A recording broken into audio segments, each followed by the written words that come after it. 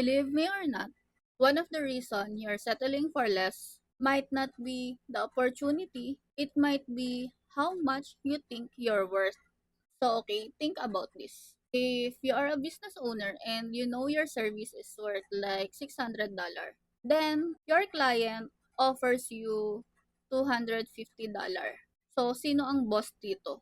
Or you're in the corporate world but your boss keeps giving you more responsibilities like same workload, same more pressure, pero napansin mo walang raise? Or you're in a relationship with someone and keeps treating you in a way you know you don't deserve it, but you keep tolerating it. And yes, we don't even realize we're teaching people what we're willing to accept. Like, we say yes because we're afraid of losing that stingy clients.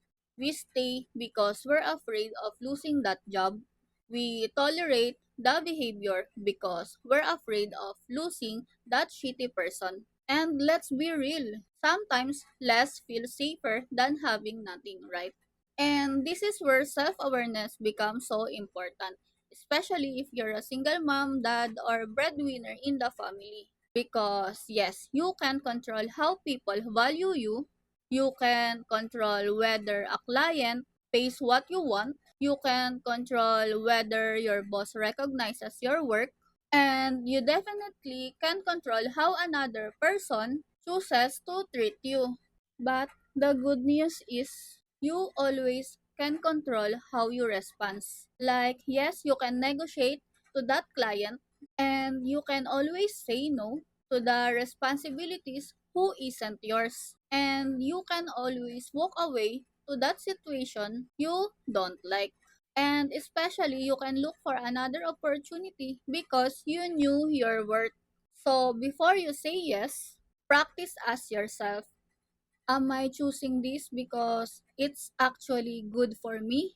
Or because I'm afraid I won't get anything better? Because always remember this, you're not stuck because there are no opportunities. You're stuck because you're afraid to reject the ones that don't value you. And don't confuse being grateful for an opportunity with being afraid to ask for better. Okay?